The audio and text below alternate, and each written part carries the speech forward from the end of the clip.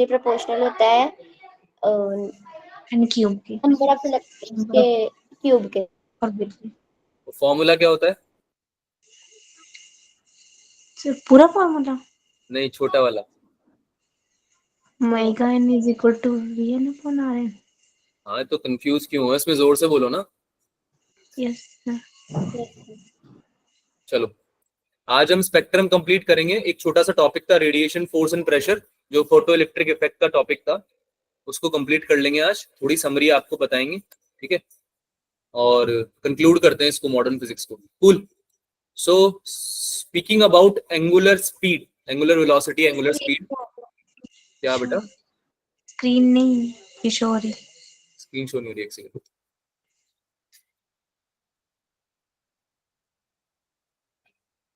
अभी हो रही है? Yes sir. तो ये सब चीजें पढ़ने वाले हैं आज हम। थोड़ा सा रिवीजन कर लेते हैं भाई। V equals to r omega होता है, यस सर। तो ये Vn अपॉन Rn हो जाएगा, है ना। nth ऑर्बिट का जो वेलोसिटी है और जो रेडियस है, उससे डिफाइन करते हैं एंगुलर स्पीड को, है ना, इलेक्ट्रॉन Yes, की sir. होती है, ठीक है। Yes sir. तो इसके केस में हमने जो पढ़ा था बच्चों, वो क्या पढ़ा था भाई? क्या फॉर्मूला होता है इसका और किसके प्रोपोर्शनल होती है ये? Directly proportional to z square and inversely proportional to n cube. N cube. z square upon n cube के प्रोपोर्शनल होती है, और ये याद रखना है। Yes sir. Yes sir. ये भी याद रखना है, बाकी और चीज याद रखने की कोई जरूरत भी नहीं है ना। z क्या होता है इसमें? Atomic number. और n क्या Yes, होता sir. है? Number of orbit. हाँ,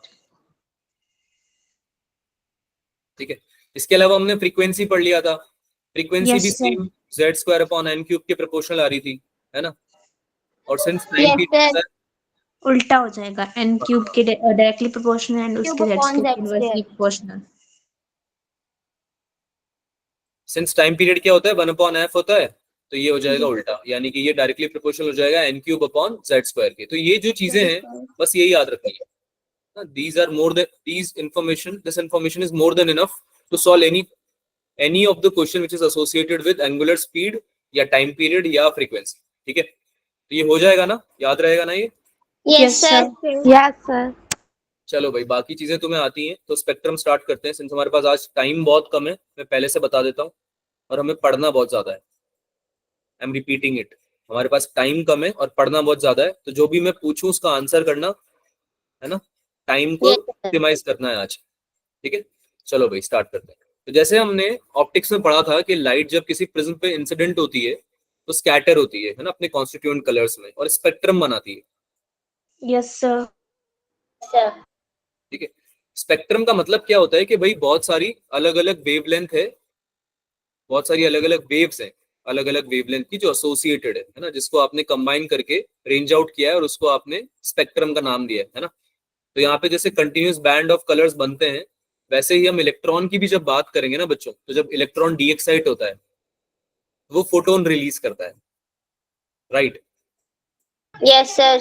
इलेक्ट्रॉन जब डी एक्साइट होता है तो वो फोटोन रिलीज करता है, पढ़ा था हमने ये। Yes, sir. Yes sir. तो हम उससे एसोसिएटेड जो वेवलेंथ है अलग अलग आने वाली है ना, उन सब चीजों की बात करेंगे कि वो कौन सी रेंज में आती है, और उस स्पेक्ट्रम के बारे में हम डिस्कस करने वाले हैं, है ना। तो चालू करते हैं एटॉमिक स्पेक्ट्रा के बारे में। तो तुमने क्या किया? सबसे पहले तुमने मान लो कोई गैस लिया, कोई वेपर लिया, एटॉमिक गैस और वेपर, और तुमने उसको या तो इलेक्ट्रिकली या फिर थर्मोडायनेमिकली, है ना, हीट अप करके उसमें क्या कर दिया? इलेक्ट्रॉन्स को एक्साइट कर दिया। अब इलेक्ट्रॉन को जब एनर्जी मिलेगी, तो वो क्या करेगा भाई? चुपचाप बैठेगा क्या? नहीं बैठेगा। No, तो sir. एनर्जी मिलती है तो तुम क्या करते हो? उछलते हो इधर उधर, है ना। तो Yes, इलेक्ट्रॉन sir. भी वैसा ही है तुम्हारी तरह ही, वो भी इधर उधर भागेगा एक्साइट होते ही, है ना। तो अपनी जो भी एनर्जी स्टेट है उसकी, उसमें रहना चाहेगा ही नहीं। वो बोलेगा कि नहीं यार, मेरे को तो निकलना है यहाँ से, है ना, मैं तो कहीं और जाना चाहता हूँ। तो एक एनर्जी लेवल से दूसरे एनर्जी लेवल, दूसरे से तीसरे, या जहां भी मतलब हायर एनर्जी लेवल्स में वो ट्रांसमिट करेगा, है ना, उसका ट्रांसमिशन हो जाएगा, ठीक है। अब ये जो ट्रांजिशन है बेसिकली, ये जो ट्रांजिशन है इलेक्ट्रॉन का, ये क्या करता है? इलेक्ट्रोमैग्नेटिक रेडिएशंस निकालता है।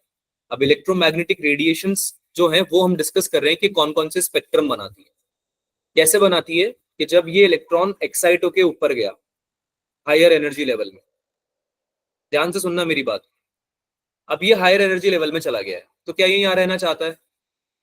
क्या वो नो हायर सर। एनर्जी में रहना चाहेगा? नहीं रहना चाहेगा। कोई भी चीज दुनिया की, कोई भी चीज दुनिया की कभी भी हायर एनर्जी लेवल में नहीं रहना चाहती। स्टेबिलिटी तब आती है जब वो लोवेस्ट एनर्जी में रहती है। सब सब Yes, sir. सब चीजें, इवन नेचर भी अपने आप को लोवेस्ट एनर्जी लेवल्स पे मेंटेन रखना चाहती है। तो इलेक्ट्रॉन भी यही चाहता है। तुम लोगों को मैं किसी बड़ी बिल्डिंग के छत पे ले जाऊं, बिल्कुल टेरेस पे, और वहां खड़ा कर दूं बिल्कुल एज पे, तो तुम लोग थोड़ी ना कोई सेफ फील करोगे, स्टेबल फील करोगे, है ना। तुम बोलोगे सर हमें पहले आप नीचे लेके आओ, तब थोड़ा लाइफ में बेटर लगेगा।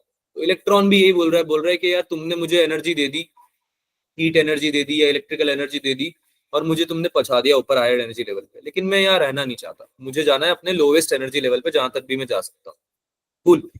तो वो क्या करेगा, डीएक्साइट होगा। डीएक्साइट होगा तो वो नीचे आएगा लोअर एनर्जी लेवल्स पे, है ना। जैसे मान लो यहाँ पहुंच गया तुम्हारा इलेक्ट्रॉन, अब ये नीचे आना चाहता है, नीचे जाके ये सेकंड एनर्जी लेवल पे आ गया।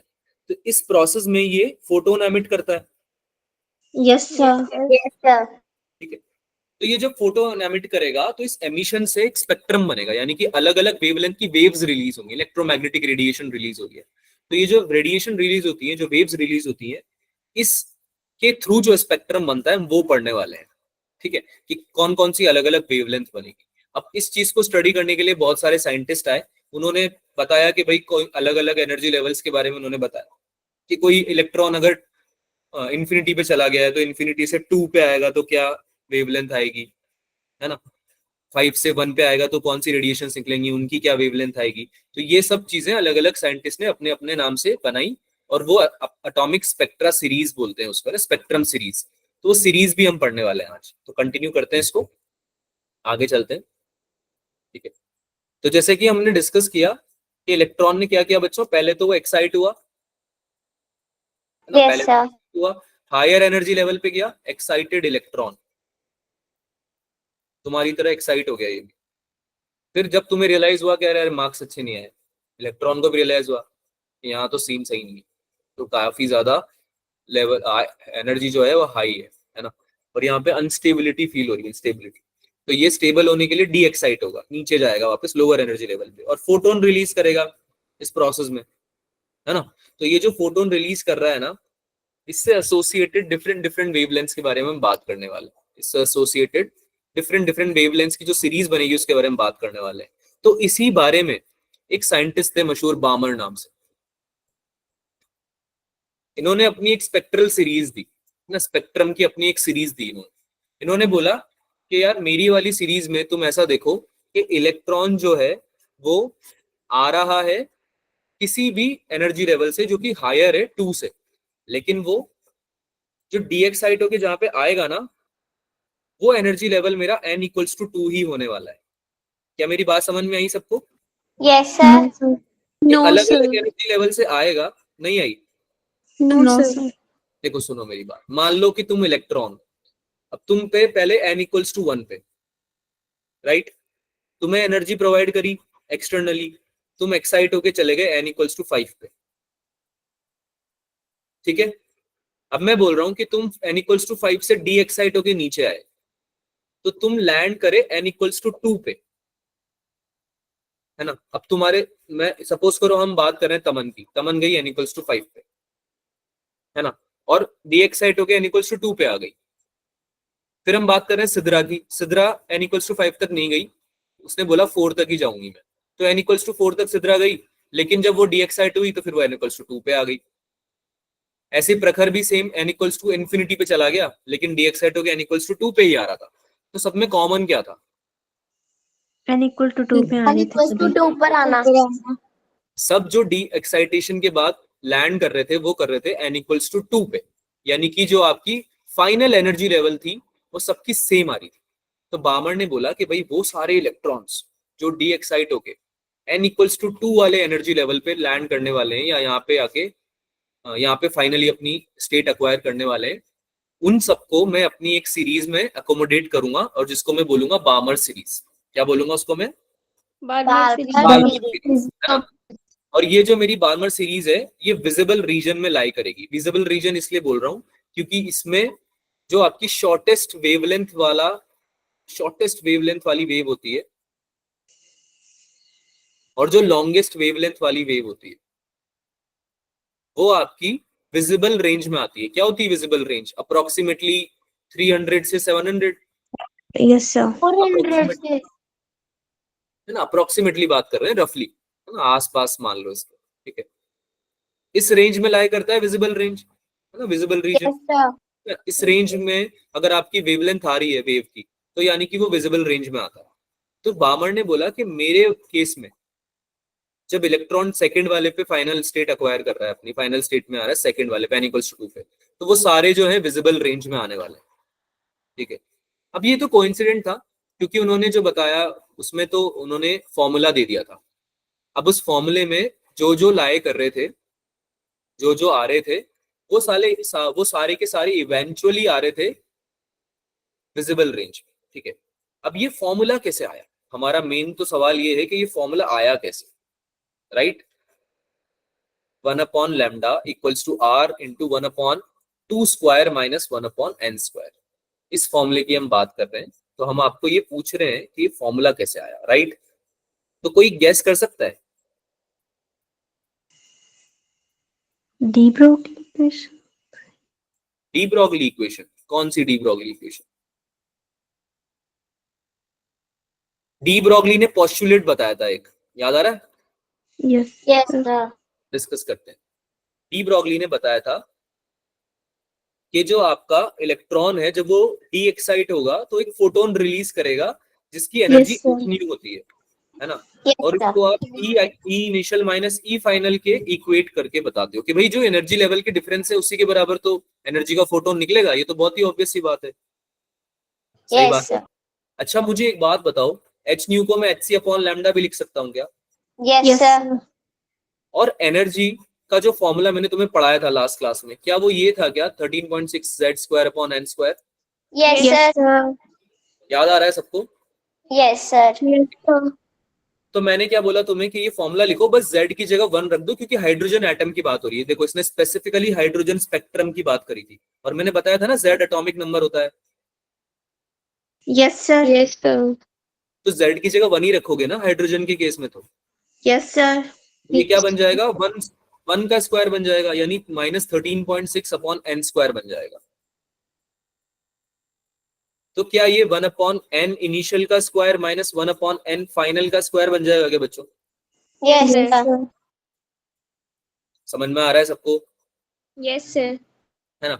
अब हम बात कर रहे हैं बामर की, अगर तो आपका ई फाइनल तो E2 है, ई फाइनल तो E2 है, Yes, नहीं समझ में आ sir. रहा? Sir, अरे आ गया. सेकंड लेवल में आ रहा है ना वो। तो मान लो n ले लिया मैंने इनिशियल वाला, और फाइनल वाला हो गया 2 का स्क्वायर, 1/2 का स्क्वायर, राइट। हाँ या ना? yes sir Yes, sir. ठीक है, तो इसको मैं ऊपर कंटिन्यू करता हूँ, एक सेकंड रुको।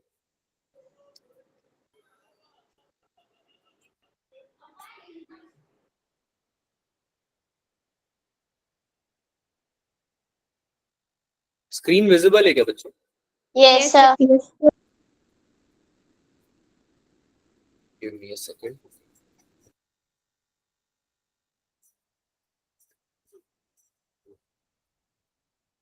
इसको रब कर देते हैं, ये तुम्हें पता है ऑलरेडी विजिबल रेंज क्या होती है। इसको यहाँ पे ऊपर सॉल्व करते हैं, ठीक है।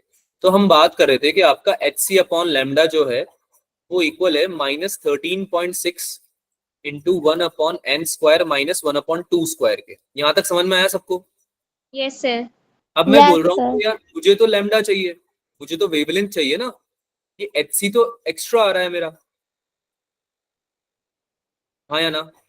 yes sir Yes, sir. तो मैं क्या करता हूँ, बेसिक मैथ्स लगाता हूँ, ऊपर नीचे hc से मल्टीप्लाई डिवाइड कर देता हूँ। कोई दिक्कत इसमें? no No, sir sir. No, sir. पक्की बात? Yes, yes, sir. ठीक है, तो मेरा क्या हो गया, ये hc और hc कट गया क्या लेफ्ट और Yes, राइट में? तो लेफ्ट में तो मेरा 1/λ बचा, Yes, sir. राइट में मेरा बचा -13.6/hc। yes sir और अगर मैं इस माइनस को हटा दूं तो मेरा ये रिवर्स हो जाएगा क्या, 1/2 square - 1/n²। Yes, yes sir. sir और अगर मैं इस 13.6/hc को कोई कांस्टेंट वैल्यू लिख दूं, जैसे कि मैंने लिख दिया इसको r, तो मैं ये फॉर्मूला ऑब्टेन कर सकता हूँ क्या जो मैंने तुम्हारे लिए यहाँ पे लिखा हुआ है? Yes, sir. ठीक है, तो ये -13. 3Z. क्या बोल रहे हो बेटा? सर ये 1/2 स्क्वायर है या फिर z स्क्वायर है?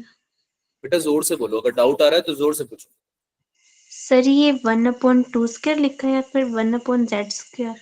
1/2 स्क्वायर है बेटा, 2 सेकंड एनर्जी Yes, लेवल में sir. आ रहे हैं ना बामर में हम। Yes sir. बामर में हम n इक्वल्स टू 2 की बात करते हैं ना, कि डी एक्साइट हो गया n इक्वल्स टू 2 में जा रहा है इलेक्ट्रॉन आपका, समझ रहे हो, यस सर। Yes sir. है ना। तो हम उस केस में क्या बोल रहे हैं कि 13.6 अपॉन hc जो आपका फैक्टर है उसको आप r बोल रहे हो, जिसको कि आपका रेडबर्ग्स कांस्टेंट भी बोलते हैं। क्या बोलते हैं इसको? Rydberg Rydberg constant. constant. रेडबर्ग्स constant. और इसकी वैल्यू होती है 1.097 इंटू 10⁻⁷ पर मीटर, पर मीटर। ठीक है, ये वैल्यू याद रखना, 1.097 10⁻⁷ मीटर होती है इसकी, पर मीटर वैल्यू होती है। और ये ऑब्वियसली कांस्टेंट इसलिए क्योंकि 13.6 को डिवाइड करोगे hc से, तो h की वैल्यू तो पता है 6.6 इंटू 10⁻34, और c की वैल्यू भी पता है 3 इंटू 10⁸, है ना। और ये फिक्स है ना, ये वैल्यूज चेंज थोड़ी होती है, Yes, sir. Constant Yes, sir. तो इसका पूरा जब सोल्यूशन निकलेगा 13.6 अपॉन hc का, तो वो एक कांस्टेंट ही निकलने वाला है, राइट। तो हमने वो सॉल्व कर लिया, सॉल्व करके आपका जो आया है वो आया है 1.097 इंटू 10⁻⁷ पर मीटर। ठीक है, ये आपको याद रखना है। तो मैं इसका एक शॉर्ट ट्रिक भी बता देता हूँ, सिंस ये याद करने में हो सकता है आपको थोड़ा दिक्कत हो। तो जब भी आप रिडबर्ग को कॉल करोगे, 1 अपॉन रिडबर्ग को, तो आप कॉल करोगे 911 को, एमस्ट्रॉन्ग। किसको कॉल करोगे? Rydberg 911 Armstrong. पुलिस को बुलाते हैं ना अमेरिका में 911 को कॉल करके, Yes, sir. है ना। तो 1/r पुलिस है तुम्हारी, 1/r जो है तुम्हारे कॉप्स है, तो उनको बुलाओगे तुम 911 पे कॉल करके। ठीक है, 911 एमस्ट्रॉन्ग, ये शॉर्ट फॉर्म है, ये बड़ी काम आएगी आपके। अब देखो r की वैल्यू तो फिर भी इतनी हेल्पफुल नहीं है, लेकिन 1/r की वैल्यू हेल्पफुल है। क्यों? क्योंकि हम 1/λ निकाल रहे हैं, जबकि क्वेश्चन हमसे 1/λ थोड़ी निकलवाएगा। क्वेश्चन बोलेगा लैम्डा की वैल्यू निकाल के दे दो भाई। क्वेश्चन क्या बोलेगा? लैम्डा वेवलेंथ निकाल के दे दो, यही बोलेगा क्वेश्चन तो, है ना। तो Yes. Yes, sir. Anyway inverse करना पड़ेगा आंसर निकाल के, है ना। तो अगर आपको r की वैल्यू 1/r की मिल जाए तो आप लैम्डा निकाल पाओगे easily, right. Yes, sir. Yes, तो sir. आपको मैंने शॉर्ट ट्रिक बता दी, बेसिकली एक शॉर्ट फॉर्म बता दी है ना, अधिकतर बुक्स में हो सकता है नहीं मिले आपको। ठीक है, तो आप इसको लिख लेना, एक नोट कर लो कहीं पे। ठीक है, ये इंपॉर्टेंट है, इसको याद रखना। और ये फॉर्मूला बहुत इंपॉर्टेंट है पामर के लिए। वैसे तो अभी आगे जाके ये सेम सिमिलर फॉर्मूला हम जनरलाइज भी कर देंगे, लेकिन अभी समझ में आ रही है ना बात कि क्या हो रहा है। Yes, sir. Yes, sir. आगे चले बच्चों, कोई डाउट है यहाँ तक? No, sir. Formula No, sir. सबको बेटा जल्दी जल्दी बोलो, आज बहुत सारा पढ़ना है और टाइम No, नहीं है। sir, कोई डाउट नहीं है। कूल, आगे चलते हैं। तो देखो अभी बामर की सीरीज पढ़ ली है, तो अभी हम क्या करेंगे, सबसे पहले तो हम ये निकालेंगे कि बामर ने जो सीरीज दी थी उसमें शॉर्टेस्ट और लॉन्गेस्ट वेवलेंथ क्या आने वाली है। समझो ना यार, यहाँ पे हम लैम्डा ही तो निकाल रहे हैं, वेवलेंथ निकाली तो रेस फॉर्मूले से, है ना। और बामर अगर कोई सीरीज दे रहे हैं तो डेफिनेटली उसकी कोई रेंज होने वाली है, कोई तो रेंज होगी ना, है ना। Yes, sir. ऐसी वेव जिसकी शॉर्टेस्ट वेवलेंथ आए और ऐसी वेव जिसकी लॉन्गेस्ट वेवलेंथ आए, उसकी रेंज निकाल के देख लेते हैं। क्या पता बामर सही बोल रहे हो, क्या पता बामर सही बोल रहे हो कि उनकी जो वेवलेंथ्स आ रही हैं, उसकी जो उनकी सीरीज है उसकी रेंज आपकी विजिबल रेंज में लाई करती है। क्या पता सही बोल रहे हो, हम टेस्ट तो करें, हम खुद तो चेक करें एक बार, राइट। तो चेक करते हैं। हमने क्या बोला आपको, हमने आपको बोला कि बामर की जो सीरीज है उसमें एक चीज कॉमन है। क्या चीज कॉमन है? कि कोई भी इलेक्ट्रॉन कहीं से भी आए, लेकिन आके कहां पे लैंड करेगा, कहां पे गिरेगा? N to 2. N is equals to 2 पर। n इक्वल्स टू 2 पे। तो हम आपको ये बोल रहे हैं कि n इक्वल्स टू 2 पे अगर गिर रहा है तो सबसे नियरेस्ट कहां से गिर सकता है? मान लो 2 से एक्साइट होके चला गया 3 पे, Yes, sir. और 3 से डी एक्साइट होके आ गया 2 पे। Yes, sir. एक तो ये हो गया इलेक्ट्रॉन, है ना, 3 से 2 में, ये तो सबसे नियरेस्ट हो गया, सबसे कम एनर्जी लेवल जिसका होगा, Yes, sir. है ना। सबसे कम एनर्जी का डिफरेंस आएगा ना यहाँ पे, डाउट है Yes, कैसे? sir. नहीं। और एक ये सबसे maximum n equals to infinity पे जा सकता है, जहां पे आपका ऐसा होगा कि इलेक्ट्रॉन ऑलमोस्ट अनबाउंडेड होगा, आयनाइज स्टेट में चला जाएगा। समझो ना यार, Yes, आपका sir. मान लो न्यूक्लियस है यहाँ पे, और आपका एक orbit n equals to infinity पे है, यानी कि बहुत दूर है, रेडियस आपकी बहुत बड़ी है ना। तो वहां पे जो इलेक्ट्रॉन होगा वहां पे जो इलेक्ट्रॉन होगा वो तो एक तरह से अनबाउंडेड हुआ ना न्यूक्लियस से, Yes, sir. Yes, sir. पर समझ रहे हो ना, इतना दूर, बहुत दूर कि न्यूक्लियस अपनी जो बाइंडिंग एनर्जी है, जो न्यूक्लियस की बाइंडिंग एनर्जी इलेक्ट्रॉन को बाइंड करके रख रही है, वो बहुत कम हो जा रही है ना, इतना दूर है तुम्हारा इलेक्ट्रॉन, ऑर्बिट इतना बड़ा है, तो इतनी दूर से अगर कोई डी एक्साइट होकर n इक्वल्स टू 2 पे आएगा, तो ये सबसे बड़ी रेंज हो गई एनर्जी डिफरेंस की। Yes, sir. तो अगर हम Yes, n इक्वल्स टू 3 के साथ 2 को और n इक्वल्स टू इन्फिनिटी के साथ 2 को, ये दो सिचुएशंस अगर हम एनालाइज कर लें तो हो सकता है ना हमें अपनी शॉर्टेस्ट और लॉन्गेस्ट वेवलेंथ मिल जाए, Yes, sir. और ऐसे ही मिलेगी कि बीच में अगर n इक्वल्स टू 8 या 10 में कुछ ले लूंगा तो वहां पे थोड़ी मिलेगी शॉर्टेस्ट और लॉन्गेस्ट। अरे बात समझ में आ रही है ना कि एक्सट्रीम्स पे ही तो Yes, मिलेगी yes, sir. सबसे बड़ी और सबसे छोटी वेवलेंथ, है ना। तो हमने ट्राई किया n इक्वल्स टू 3 को पहले। For n equals to 3, putting n equals to 3 in this formula, हमें मिलता है r की वैल्यू 1.097, 1/2 स्क्वायर तो एज इट इज आएगा, n की जगह 3 रख दिया, 1/3 स्क्वायर, सॉल्व किया इसको, 1 लैम्डा इतना आया, लैम्डा की वैल्यू आई 653.3 टू 10⁻⁹ मीटर, पर हम जनरली नैनोमीटर में डील करना प्रेफर करते हैं। तो लैम्डा की वैल्यू कितनी आ गई बच्चों मेरी, 653.3 nanometer. ये तुम्हारी होगी h अल्फा, यानी कि ये हो जाएगी लॉन्गेस्ट वेवलेंथ। क्या हो जाएगी ये? Longest wavelength. वेवलेंथ। तो लॉन्गेस्ट वेवलेंथ कितनी आ रही है भाई बामर सीरीज में? 656.3 nanometer. 656.3 नैनोमीटर, इसको याद रखना, ये इंपॉर्टेंट है। लॉन्गेस्ट और शॉर्टेस्ट याद रखनी है बस, ज्यादा याद नहीं रखनी, और एटलीस्ट बामर की तो कर ही रखनी, याद कर ही लेना। वैसे तो निकाल भी पाओगे तुम इसको, तुम्हारे सामने तो निकाला है, निकाल लोगे ना, ऐसे निकालना पड़ा इन केस तो, Yes, sir. है ना, लेकिन याद रखोगे तो ज्यादा इजी रहेगा। फिर हमने n इक्वल्स टू 4 के लिए ट्राई किया, कोई रैंडम वैल्यू आई 486.1 नैनोमीटर, है ना, जो कि जिसको हम h बीटा भी बोल रहे हैं, h अल्फा के जस्ट पास में जो, है ना, h बीटा, ये किसके लिए आई है? n इक्वल्स टू 4 के लिए। ये किसके लिए आई थी? n इक्वल्स टू 3 के लिए। अब हम सीधे इन्फिनिटी की बात करते हैं कि अगर हमने इन्फिनिटी ले लिया तो ये तो जैसे n इक्वल्स टू 3 के लिए आ रहा था, तो ये किसके लिए आ जाएगा? n इक्वल्स टू इन्फिनिटी के लिए आ जाएगा, है ना। Yes. तो जब हम इन्फिनिटी रखेंगे बच्चों n की जगह पे, तो 1 बाई इन्फिनिटी का स्क्वायर तो 0 हो जाता है ना, Yes, sir. 1 by Yes, infinity sir. 0, है ना। तो ये तो पार्ट 0 हो गया, केवल 1/2 का स्क्वायर बचा, यानी 1/4 बचा, है ना। तो 1, ये क्या हो जाएगा आपका? r/4 हो जाएगा। कितना हो जाएगा? r/4। इसको सॉल्व करोगे, इसको सॉल्व करोगे तो ये आ जाएगा 364.6 नैनोमीटर। कितना आ जाएगा ये? 364। 356 nanometer. तो शॉर्टेस्ट वेवलेंथ बामर में कितनी आ गई? 364.6 नैनोमीटर।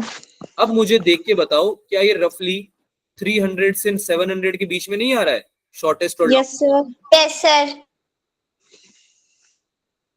शॉर्टेस्ट से लॉन्गेस्ट आपकी जो आ रही है बामर में, वो लाई कर रही है ना विजिबल रेंज में, यस सर। Yes, sir. है ना। तो बामर सही बोल रहे थे, विजिबल रीजन में आता है उनका, है ना। तो ये याद, दोनों वैल्यू याद रखनी है, 650 वाली भी और ये वाली भी। 660 कितना आ रहा था? 656, सॉरी, 656.3 नैनोमीटर और 364.6 नैनोमीटर, दोनों वैल्यूज याद रखनी है, बाकी और याद मत रखना, और कोई इंपॉर्टेंट नहीं है, ठीक है। आगे चलें, समझ में आया सबको? कैलकुलेशन ही थी ये तो सारी, Yes, sir. ठीक है। अब बामर के फॉर्मूले की बात करते हैं इन टर्म्स ऑफ फ्रीक्वेंसी, अगर पूछ ले तो कोई हमसे। तो सिंस हमको पता है कि स्पीड ऑफ लाइट जो होती है वो न्यू इंटू लैम्डा होती है ना, फ्रीक्वेंसी इंटू वेवलेंथ, पता है ना ये, Yes, sir. Frequency into wavelength. तो अगर हमको 1 लैम्डा निकालना हो इसके टर्म्स में, तो हम क्या करेंगे? 1 लैम्डा की जगह न्यू अपॉन सी रख देंगे, frequency upon speed of light, right. Yes, sir. आपका फॉर्मूला बन जाएगा nu equals to R C multiply by same वही factor 1/2 square minus 1/n square. तो इसको भी नोट कर लेना, क्योंकि इसके ऊपर भी कभी कभी क्वेश्चन आ जाता है, फ्रीक्वेंसी की वैल्यू पूछ लेते हैं और तुमसे स्पीड, मतलब तुमको n दे देते हैं, सीधे ये फॉर्मूला लगा के आप आंसर निकाल सकते हो ना, क्योंकि ये रिलेशन आपको पता है, that speed of light equals to frequency into wavelength. समझ में आया ये? Yes, sir. पक्का ना? बामर फॉर्मूला है ये, फ्रीक्वेंसी ऑफ लाइट के टर्म्स, और कुछ नहीं है, ठीक है। दूसरी सीरीज की बच्चों अगर बात करें तो कौन कौन सी होती है? लाइमन, पाश्चन, ब्रैकेट और टी फंड, ठीक है।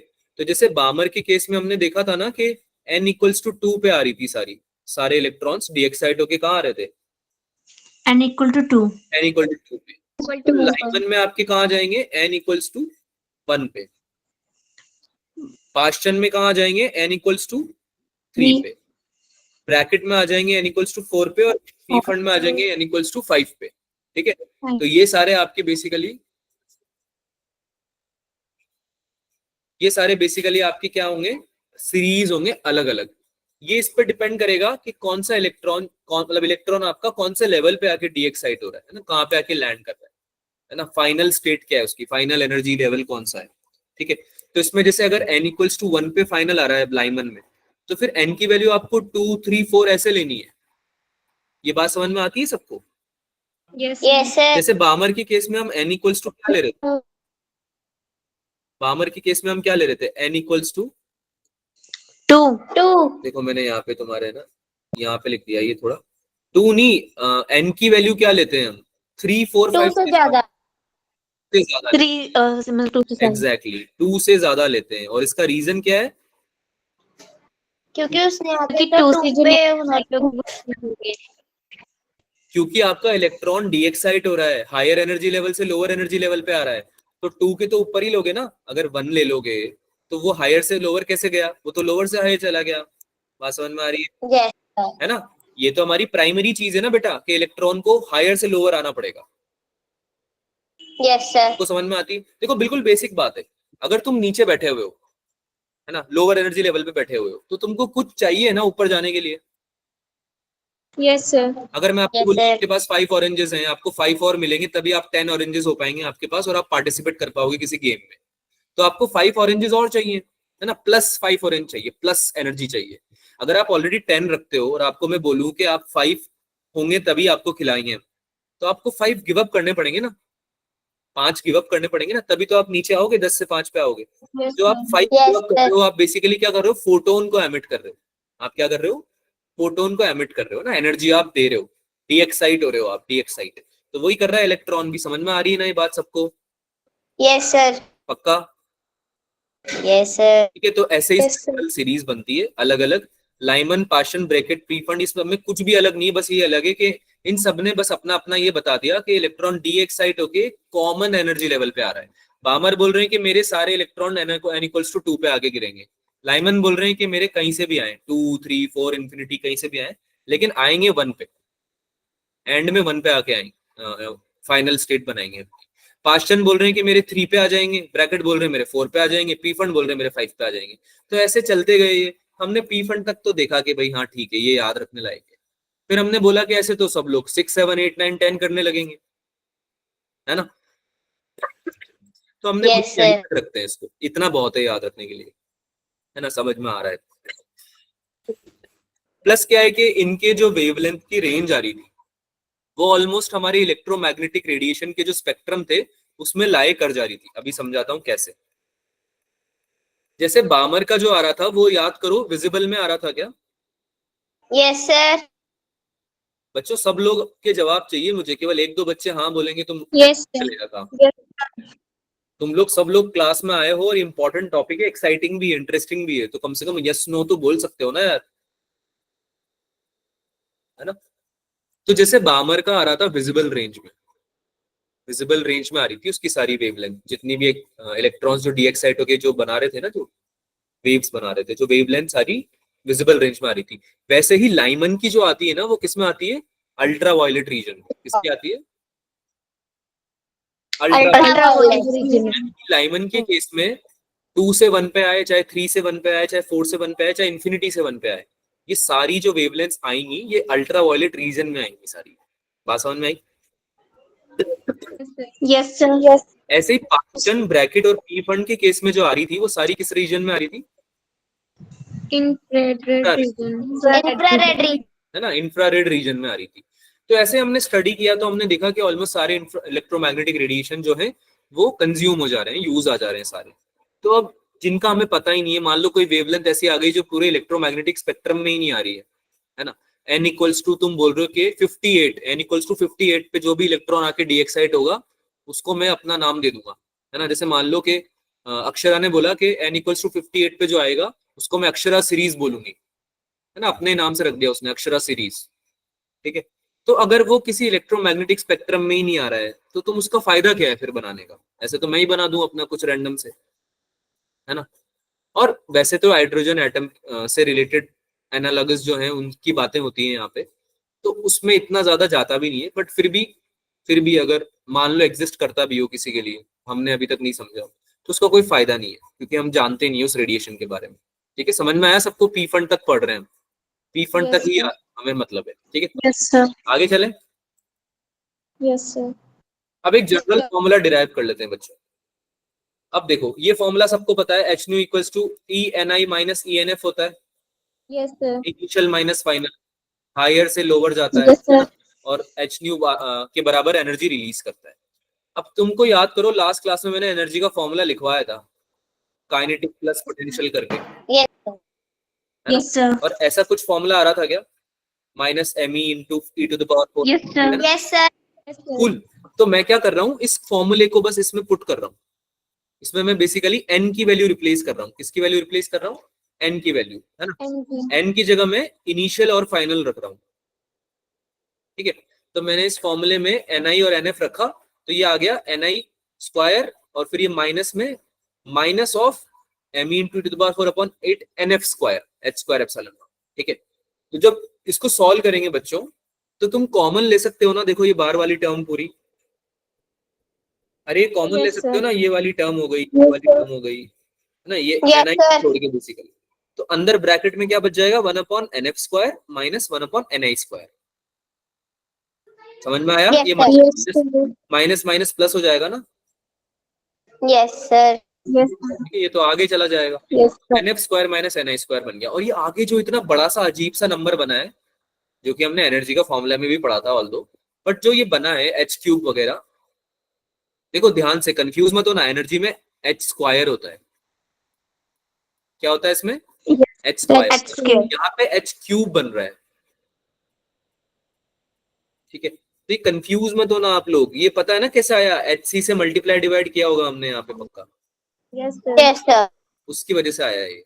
1 अपॉन लैम्डा निकालना है ना हमको, तो एक जनरल फॉर्मूला बन गया आपका, ये आगे का bracket multiply by 1 upon n f square minus 1 upon n i square. तो ये जो आगे का ब्रैकेट है बड़ा सा, इसको हम अगेन क्या बोल दे रहे हैं? Rydberg's constant. क्या बोल दे रहे हैं? Rydberg constant. Rydberg constant. Rydberg Sir. constant.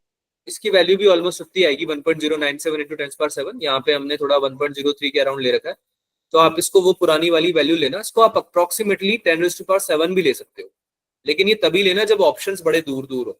अगर पास पास हुए ऑप्शंस तो दिक्कत आ जाएगी। बात समझ में आ रही है? Sir. हाँ, सर पीछे भी रेडबर्ग कांस्टेंट में -7 नहीं +7 था। +7 ही लिखा है मैंने। सर मैंने -7 लिख लिया था, सॉरी -7 क्यों लिख लिया आपने? सर गलती से लिख गया वो। अच्छा, नहीं नहीं, मैंने तो सही लिखा था ना बेटा, मैं तो ये बोल रहा हूँ आपको, ये देखो +7 ही तो लिखा है यहाँ पे। यस सर, वो -1 माइनस इधर उधर हो। मीटर इनवर्स होगा वो, मीटर के ऊपर m के ऊपर -1 आएगा, है ना। Yes. m माइनस आएगा, वो तो आप सॉल्व करोगे ना। 13.6 अपॉन एचसी की वैल्यू आ रही थी, याद करो, रिडबर्ग्स कांस्टेंट की यस सर। अप्रोक्सीमेटली। तो उसमें आप h और c की जब यूनिट्स डालोगे तो आपकी मीटर इनवर्स ही आएगी। समझ में आई बात? Yes sir. आगे चलें बच्चों। Yes, Yes, sir. sir. पक्का कोई डाउट तो नहीं है अभी तक जो पढ़ा उसमें? No, sir. No, sir. जल्दी जल्दी तो नहीं हो रहा है सब कुछ? थोड़ा स्पीड कम नो करो सर। No, sir. बेटा। सब लोग को है बोलने की परमिशन, ऐसा कुछ नहीं कि एक ही जना बोल सकता है, तुम लोग सब बोल सकते हो। अगर स्पीड लग रही है तेज तो बोल दो, अगर सही लग रही है तो ये बोल दो कि हाँ सर सही है, चलने दो। Sir सही है. सही है सर। ऐसा लगता है पता नहीं क्यों कुछ बच्चे पता नहीं अभी रिप्लाई नहीं करते। लास्ट तक आवाज नहीं सुनूंगा मैं तुम्हारी, ऐसा लग रहा है मुझे। पूरा साल में तुम्हें पढ़ा दूंगा, पर लास्ट तक मुझे किसी बच्चे की आवाज ही नहीं पता होगी कि अच्छा ये बच्चे की आवाज ऐसी है। साल भर मैंने पढ़ाया इसको, ओ पता ही नहीं था ये तो। ये ऐसे मत करो यार, कभी तो मतलब अपनी अच्छी आवाज सुनाओ मुझे, है ना। कभी कभी तो मन करता होगा तुम्हारा कि अनम्यूट करके सर से थोड़ी बात कर ले। इतना स्ट्रिक्ट हूँ क्या मैं? No, No, sir. sir. बहुत सारे No, sir. मे बी तुम्हें मैं कूल नहीं लगता शायद। नहीं सर लगते हो। उससे कोई फर्क नहीं पड़ता, तुम्हें लगता हो नहीं लगता हो, ठीक है? टीचर हूं मैं तुम्हारा, ठीक है? बात करनी पड़ेगी तुम्हें मुझसे, आई बस समझ में। बेटा आंसर किया करो, ठीक है? कभी कभी यस या नो बोलने में कुछ नहीं जाता है, और ये मैं उन लोगों से बोल रहा हूँ जो बच्चे बिल्कुल बात नहीं करते हैं, उनको पता है मैं किससे बात कर रहा हूँ, ठीक है? आप लोग अगर इंटरेक्ट करोगे ना तो हो सकता है आपके चांसेस थोड़े से बढ़ जाए सिलेक्शन के, है ना? मैं थोड़ी ज्यादा आपकी मदद कर पाऊँ। चलो कोई ना, इसी उम्मीद में कि आप कभी बात करेंगे, अपनी प्रॉब्लम शेयर करेंगे, आगे चलते हैं। तो हम बात कर रहे हैं अब एक कॉमनैलिटी पे, कि भाई अगर हम सारी सीरीज को एक कॉमन ग्राफ से समझें तो वो कैसी दिखने वाली है बच्चों। तो आपका वाई एक्सिस पे तो आ जाएगा टोटल एनर्जी, और एक्सिस पे आ जाएगी आपकी ग्राउंड आपकी एनर्जी लेवल। बात समझ में आ रही है? एक्स एक्सिस पे आ गया आपका एनर्जी Yes, लेवल, sir. और आपको इधर आ गया टोटल एनर्जी। अब आप देख रहे हो n इक्वल्स टू 1 2 3 4 ऐसे इन्फिनिट तक जा रहा है। तो लाइमन में तो सबको समझ में आ गया ना कि n इक्वल्स टू 1 पे आके आ रहे हैं सारे electrons finally. Yes, sir. Yes sir. Balmer में n इक्वल्स टू 2 पे आ रहे हैं, ऐसे पास्चन ब्रैकेट पी फंड सबका अपना अपना एक सीरीज होने वाला है। अच्छा एक बात बताओ, ये मैंने गलती से कलरफुल क्यों बना दिया बामर सीरीज में? क्या बना दिया, मैं गलत कर दिया क्या? वो नो विजिबल सर। रीजन आ रही है इसलिए। क्योंकि ये विजिबल रीजन में लाई करता है बामर। Yes, sir. तो यहाँ पे red yellow green violet indigo ये सब आती है ना, ब्लू वगैरह सारी सारी वेवलेंथ वाली। तो इनको आप देख भी सकते हो, इनफैक्ट बामर सीरीज में जो वेव्स निकलती है ना, उनको आप अगर मतलब आपके पास अगर रिसोर्सेज हो तो आप उनको देख भी सकते हो, विजिबल है ना, क्योंकि विजिबल रेंज में आ रही है, राइट? अच्छा ये एनर्जी लेवल्स याद है बच्चों सबको? फर्स्ट वाला -13.6, यस सर। सेकंड Yes, वाला sir. -3.0, ये थर्ड वाला क्या है? यहाँ पे थोड़ा देखो मिसप्रिंट हो गया है, 1.50 है क्या ये? 1.51. 1.51 है ये, क्या है ये? 1.51. इलेक्ट्रॉन वोल्ट में होता है, किसमें होता है ये? Yes, sir. Electron volt yes sir. -0.85 होता है 4 के लिए। तो भाई लाइमन बामर पास्चन सब पढ़ ली तुमने। अब n इक्वल्स टू 1 पे ये होता है, n equals to 2, n equals to 3, n equals to 4, n equals to 5, समझ में आ गया सबको? Yes, sir. पक्का? Yes, Yes, sir. sir. आ गया. तो ये जनरल फॉर्मूला ये लिख लो सब। हम वैसे तो z इक्वल टू 1 लेके चलते हैं, हाइड्रोजन के स्पेक्ट्रम होते हैं सारे, लेकिन इनकेस अगर एटॉमिक नंबर कुछ और दे दे तो ये वाला फॉर्मूला जरूर नोट कर लो सब लोग, z स्क्वायर की टर्म्स में। ये सबसे कॉमन फॉर्मूला है, इसमें आप कुछ भी रख के कुछ भी निकाल सकते हो, यानी कि आप सारी सीरीज इस फॉर्मूले से अकोमोडेट कर सकते हो एक बार में। इसको जरूर नोट करेंगे। आर की वैल्यू रिडबर्ग्स कांस्टेंट होती है, जेड पता है तुमको अटोमिक नंबर है, लैम्डा वेवलेंथ है, एनएफ मतलब फाइनल स्टेट वाला जो ऑर्बिट हो गया, नंबर ऑफ जो आपका एनर्जी लेवल है, और एनआई हो गया इनिशियल वाला, ठीक है? Yes, इनिशियल sir. वाला ज्यादा होता है, NI will be greater than NF, है ना? इनिशियली ज्यादा होगा क्योंकि Yes, डी sir. साइड। Yes. यहाँ तक सबको समझ में आया या कोई डाउट है बच्चों?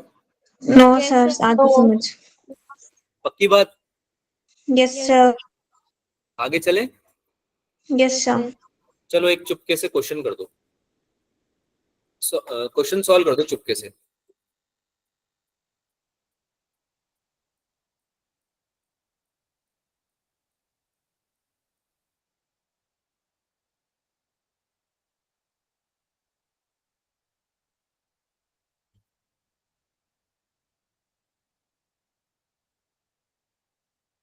क्वेश्चन समझ में आ रहा है बच्चों? Yes sir. लाइट जो एमिट हो रही है, what is the wavelength of light emitted when the electron in hydrogen atom undergoes transition from energy level 4 to 2? कौन सी सीरीज का हो सकता है ये? Balmer Sir, series. Balmer series. Balmer series है ना, बामर सीरीज की है ये जो लाइट की बात हो रही है।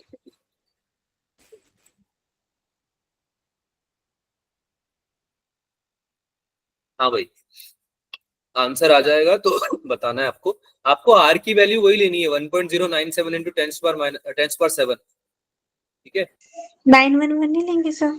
1.0 कितना था? हाँ सर 911 एंगस्ट्रॉम नहीं लेंगे, इधर लैम्डा पूछा ना 1 बेटा, आपको वैल्यू किस में निकालनी है? नैनोमीटर्स में निकालोगे ना, Yes, sir. ले सकते हो, लेने में कोई दिक्कत नहीं है, पर मैं बता रहा हूँ ना फॉर्मूले के हिसाब से आपको वो ज्यादा सूटेबल रहेगा। आप खुद सॉल्व करो, कोई दिक्कत नहीं है मेरे को, मैं तो बस सजेशन दे रहा हूँ कि आप आर की वैल्यू वो लोगे तो बेटर रहेगा, अदरवाइज आपको जो सही लगता है आप ऐसे सॉल्व करो।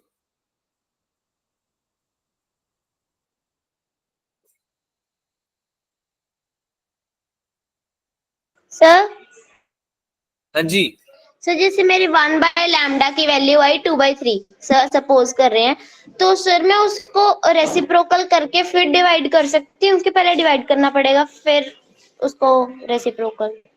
बेटा कर तो आप कुछ भी सकते हो, आपको जो कैलकुलेशन में इजी पड़ रहा है वो करोगे ना, पर आप यस सर। हाँ तो कर तो आप दोनों चीजें सकते हो, करके देख लो एक बार, ऐसे प्रैक्टिस करके ही समझ में आता है तमन कि कौन सी चीज ज्यादा कन्वीनियंट हो रही है, कौन सी चीज में टाइम कम लग रहा है। Okay sir. ठीक है, और बेटर होगा कि आप खुद से करके देखो। Okay sir. Yes, sir.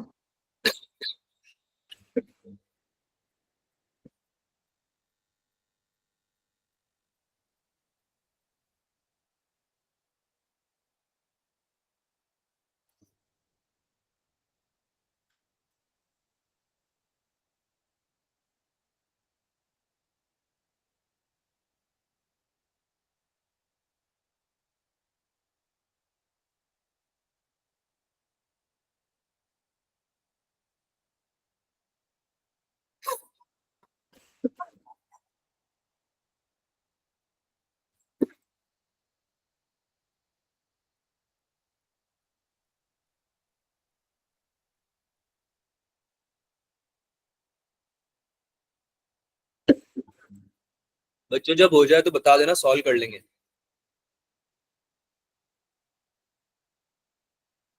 109 into 10⁻9 nanometre, अच्छा जी 10⁻9 नैनोमीटर आ रहा है बेटा। 10⁻9 तो 10⁻9 कैसे आएगा, ये तो बहुत ही बड़ा नंबर हो गया। -9. 10⁻−9 आएगा ना बेटा, तो वो मीटर में आ रहा होगा, Yes. तभी तो उसको नैनोमीटर में कन्वर्ट करोगे फिर, तो आपका आंसर 109 आ रहा है, फिर बेटा गलत है। अब आप खुद सोचो ना, अगर आपका 109 आ रहा है, क्या विजिबल रेंज में आती है ये वेवलेंथ? No, sir. मिल गया आपको आंसर अपना, क्रॉस चेक भी कर सकते हो। देखो बामर सीरीज का तो बहुत इजीली क्रॉस चेक हो जाता है, अराउंड 300 के कहीं पे आ रहा है या 700 के कहीं पे आ रहा है, उसके बीच में आ रहा है, तो फिर आप बोल सकते हो कि बामर सीरीज का पार्ट है, आंसर सही होगा मेरे ना। 300 से 700 के बीच में तो आना चाहिए ना बेटा विजिबल रेंज में आने के लिए। Yes, sir. करो सॉल्व।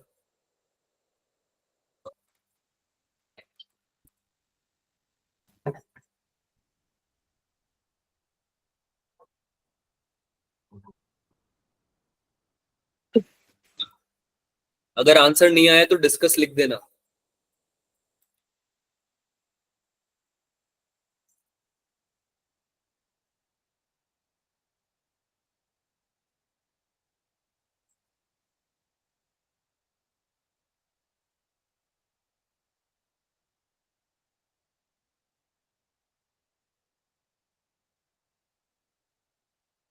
फोर 87 इंटू 10⁵ मीटर तो बहुत बड़ा रेंज हो गया बेटा। 487 पर नहीं नहीं नहीं, इतना नहीं आएगा। 487 × 10⁵ मीटर आ रहा है आपका बेटा। इन दैट केस आपका नैनोमीटर्स में कन्वर्ट भी आप करने जाओगे तो क्या ही आएगा, सोच के देखो एक बार। 10⁻⁻9 पे आपका 1 नैनोमीटर बनता है। Yes sir. तो ये तो आपकी वेवलेंथ बामर छोड़ो, ये तो पता नहीं कहाँ ही निकल गई, ये तो सब तोड़ दिया इसने, ब्रैकेट पी फंड वगैरह सब। कोई बात नहीं, सॉल्व करें, मैं करवाऊं। Yes sir. Yes, इधर sir. देख लो, इधर देख लो भाई, सब लोग सॉल्व करते हैं इसको। 1/λ क्या फॉर्मूला होता है, RZ² 1/NF²। -1/ni²। इसमें कोई डाउट फॉर्मूले में? No sir. अब Z = 1 रख देंगे, क्यों? क्योंकि किसकी बात हो रही है, हाइड्रोजन हाइड्रोजन। एटम की, है ना।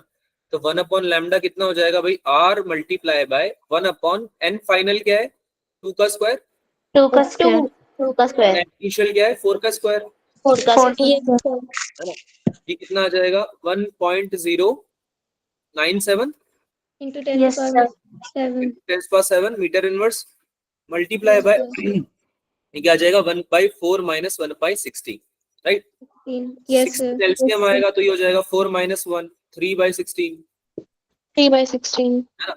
इसको सॉल्व करके मल्टीप्लाई करोगे जब इससे 1.097 से, तो ये आपका आना चाहिए 2.056 इंटू 10⁻⁶ मीटर में। ठीक है, अब इसको मैं लैम्डा निकालूंगा। अभी तो मैंने क्या निकाला है, 1/λ. 1/λ निकाला है। एक सेकेंड रुको।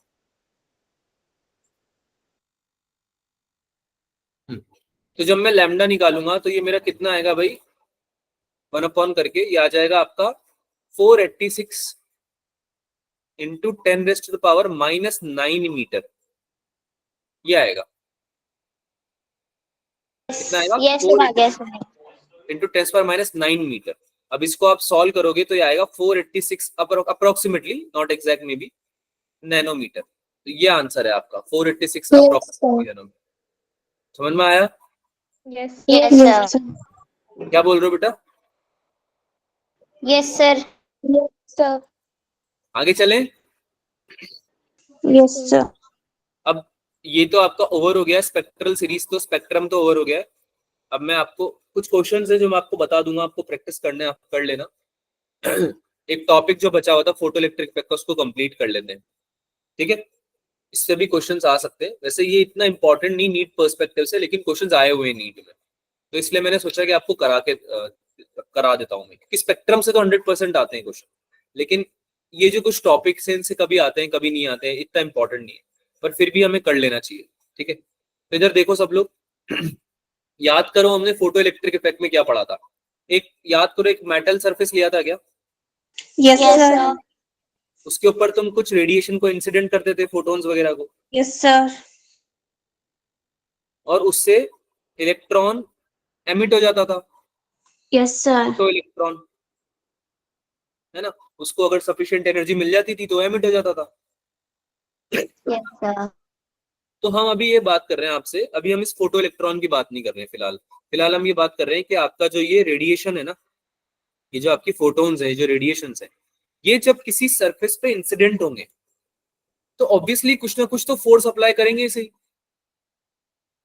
Yes sir. अरे यार, इसकी कुछ ना कुछ इंटेंसिटी होगी, यस सर। कुछ इंटेंसिटी होगी। तो जब भी किसी एरिया पे इंसिडेंट हो रहे हैं तो फोर्स अप्लाई करेंगे ना बेटा। यस सर, करेंगे। और फोर्स अप्लाई क्यों होगा, क्योंकि मोमेंटम में चेंज आएगा।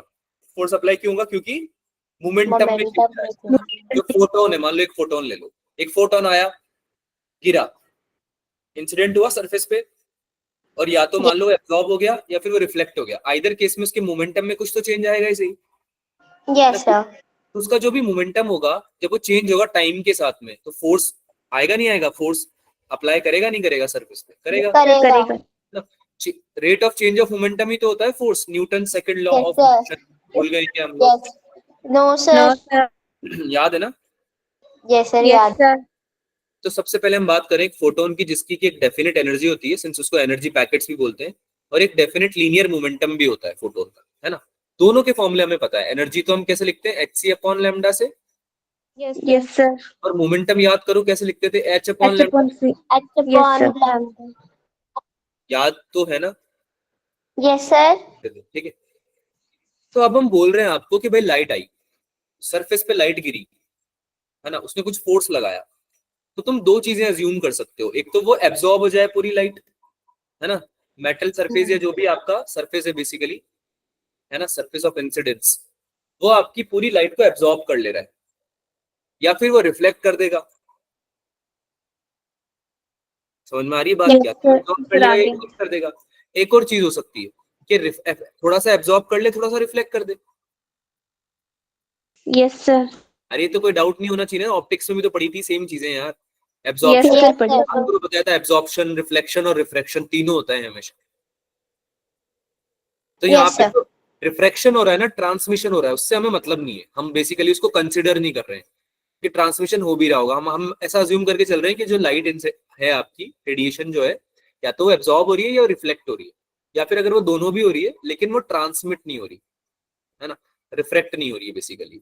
और वैसे भी फोटो इलेक्ट्रिक इफेक्ट में काम क्या है उसका, है ना, फोटो इलेक्ट्रिक इफेक्ट में कोई काम ही नहीं है। जो एनर्जी आ रही है, लाइट आ रही है, अगर वो इलेक्ट्रॉन को एक्साइट कर दे या फिर इलेक्ट्रॉन के ऊपर अपनी पूरी एनर्जी इंसिडेंट कर दे, एब्जॉर्ब हो जाए, तो वो केसेस हम पढ़ते हैं बेसिकली अगर हमें फोर्स और प्रेशर निकालना है तो, है ना, रेडिएशन का फोर्स और प्रेशर निकालना है तो, ठीक है। तो हम दो केस लेके चलेंगे जो कि इस पे क्वेश्चन पूछे जा सकते हैं। तीसरा केस मैं आपको बता दूंगा, लेकिन मेनली हम डिस्कस दो कर रहे हैं क्योंकि क्वेश्चन उन पे ही बनते हैं, ठीक है। तो देखो दो केस ले रहे हैं इधर, देखो ये लाइट आई इंसिडेंट हुई मेटल सरफेस पे, है ना। अब ये जो मेटल सरफेस है जिसपे तुम्हारी लाइट इंसिडेंट हुई है मेरी आवाज आ रही है क्या बच्चों? Yes, sir.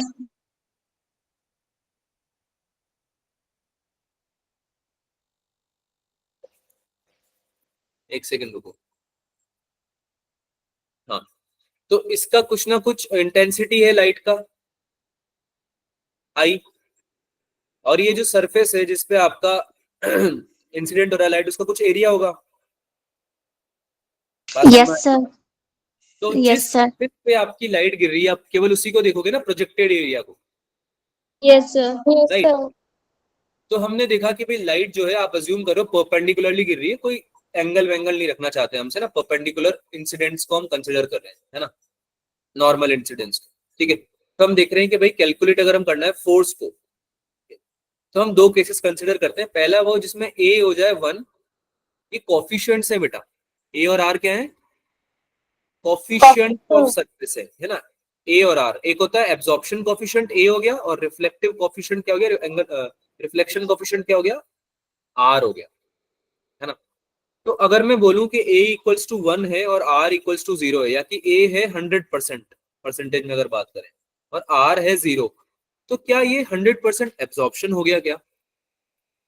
Yes, sir. Yes, sir. ठीक है, तो 100% एब्जॉर्प्शन कंसिडर कर रहे हैं।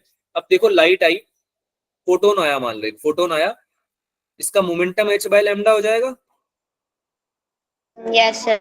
अब ये फोटोन Yes, यहाँ sir. पे एब्जॉर्ब हो गया, पूरा एब्जॉर्ब हो गया, है ना, रिफ्लेक्ट इसने करा ही नहीं, नो रिफ्लेक्शन। तो इसका चेंज इन मोमेंटम भी h अपॉन लैम्डा रहेगा, क्योंकि इनिशियल मोमेंटम तो हुआ h अपॉन लैम्डा, और फाइनल मोमेंटम 0 हो जाएगा क्या अगर पूरा एब्जॉर्ब हो गया तो?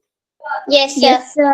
तो चेंज इन मोमेंटम तो h अपॉन लैम्डा ही रहेगा ना, 0 माइनस ऑफ माइनस h अपॉन लैम्डा, Yes, sir. है ना। तो डेल्टा p कितना आ गया, चेंज इन मोमेंटम कितना आ गया, h अपॉन लैम्डा। समझ में आ रही है बात, Yes, sir. है ना। अच्छा याद करो, delta p by delta t क्या होता था, फोर्स होता था। Rate of change of momentum. Force के बराबर होता था क्या rate of change of momentum? Newton's Yes, के लॉ sir. में पढ़ा Yes, था, sir. Yes, sir. Ninth class, second law यही था, है ना। और Yes. तुम्हें पता है कि energy incident per unit time होती है आई इंटू ए, एनर्जी इंसिडेंट पर Yes. यूनिट टाइम होती है आई इंटू ए। इसमें आई क्या है, इंटेंसिटी, Intensity. Intensity. और ए क्या है, एरिया, प्रोजेक्टेड एरिया, Area. है ना, जिस पे प्रोजेक्ट हो रही है बेसिकली रेडिएशन, उसका एरिया है। जब इंटेंसिटी को मल्टीप्लाई करोगे ए से, तो आपकी क्या हो जाएगी, टोटल एनर्जी इंसिडेंट आ जाएगी पर यूनिट टाइम, है ना, एक सेकंड में जैसे कि कितनी एनर्जी आ रही है, ठीक है। तो इसको नोट कर लो पहले, तो ये बहुत इंपॉर्टेंट है कि energy incident per unit time होता है आई ए के बराबर। कर लिया सर। ठीक है, आगे चलते हैं। Number of photon incident per unit time, let's say इसको बोल देते हैं कैपिटल एन। इसको नोट कर लो, ये अगला फॉर्मूला है इंपॉर्टेंट। अब देखो number of photon incident per unit time क्या हो जाएगा भाई, जो एनर्जी है, टोटल एनर्जी जो है, टोटल एनर्जी जो है उसको आप डिवाइड कर दोगे एक फोटोन की एनर्जी से, तो यही तो आपके निकल के आएंगे number of photons. Yes, sir. नहीं समझ में, नहीं समझ में आया? अरे यार, एक फोटोन लिया, 1 फोटोन, उसकी एनर्जी निकाली और उसको मल्टीप्लाई कर दिया नंबर ऑफ फोटोन से, n फोटोन से, तो ये टोटल रेडिएशन की एनर्जी नहीं निकल जाएगी क्या बेटा? निकल जाएगी। है ना, ऐसे ही तो निकालते हैं ना यार, एक की निकाली उसको मल्टीप्लाई कर दिया टोटल से, तो टोटल एनर्जी निकल गई। समझ में आ रही है ना ये बात, यस Yes, सर। sir. है ना। देखो यहाँ पे हमने यही तो किया, number of photons incident per unit time निकालने के लिए टोटल आई ए जो एनर्जी थी पर यूनिट टाइम पूरे रेडिएशन की, उससे डिवाइड कर दिया एक फोटोन की एनर्जी को, जो कि एच न्यू होती है ना। और अगर एच न्यू को आप एच सी अपॉन लैम्डा लिखना चाहो तो ये एक और फॉर्मूला है, आई A lambda upon H C, ये भी आप याद रख सकते हो। ये कैपिटल एन की वैल्यू। समझ में आया यहाँ तक? Yes, sir. नहीं समझ में आया? आ गया सर। अब आप total change in momentum per unit time निकालना चाहते हो, टोटल चेंज इन मोमेंटम, है ना। तो हमने अभी अभी पढ़ा कि एच अपॉन लैम्डा आ रहा है डेल्टा पी, जब पूरी एब्जॉर्ब हो जा रही है तो। Yes, sir. तो yes total sir. Change in momentum क्या हो जाएगा, एक का जो निकला था डेल्टा पी, उससे मल्टीप्लाई कर दो टोटल नंबर ऑफ फोटॉन्स को, N into delta P, right. Yes, sir. Yes sir. ये वैल्यूज पुट करने पे कितना आ गया, I A lambda upon H C multiply by H upon lambda, ये फॉर्मूला बन गया आई ए बाई सी। काफी इंपॉर्टेंट फॉर्मूला है, this is total change in momentum per unit time, यानी कि फोर्स क्या है, ये force, radiation force. I A upon सी क्या है, रेडिएशन फोर्स। जो हम पढ़ रहे थे टॉपिक, है ना। कब, जब आपका केवल एब्जॉर्प्शन हो, क्या हो, केवल एब्जॉर्प्शन। अच्छा प्रेशर सबको पता है, फोर्स पर यूनिट एरिया होता है। अरे प्रेशर का फॉर्मूला पता है ना, फोर्स पर यूनिट एरिया होता यस है। सर। Yes, sir. तो डिवाइड कर दो एरिया को फोर्स से, तो ये आ जाएगा आई अपॉन सी। कितना आ जाएगा, आई अपॉन I upon सी। C. ये आपका बन गया रेडिएशन प्रेशर। Yes sir. काफी इजी फॉर्मूलाज है, काफी इजी। अच्छा एक बात बताओ, ऐसी कौन सी बॉडीज हैं जो कि पूरा एब्जॉर्ब कर ले रही हैं, रिफ्लेक्ट ही नहीं करती हैं? इतना ज्यादा मेजर एब्जॉर्प्शन किसमें हो रहा है?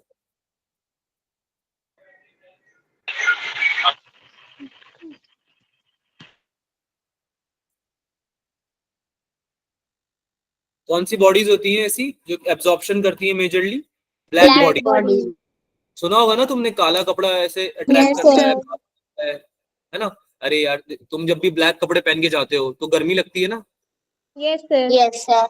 धूप में, क्योंकि क्या करता है वो, लाइट को एब्जॉर्ब एब्जॉर्प्शन। करता है ना, एब्जॉर्ब कर लेता है, फिर हीट एनर्जी में कन्वर्ट हो जाती है, तो आपको गर्मी तो लगेगी, सही ऑब्वियसली बात है ना।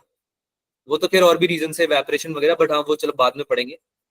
अभी जो समझ रहे हैं वो समझ रहे हैं कि ब्लैक बॉडी हुई है अगर, बिल्कुल ब्लैक, कंप्लीटली ब्लैक, ठीक है, तो आपका एब्जॉर्प्शन हो सकता है फिर 100%, है ना, चांसेस है।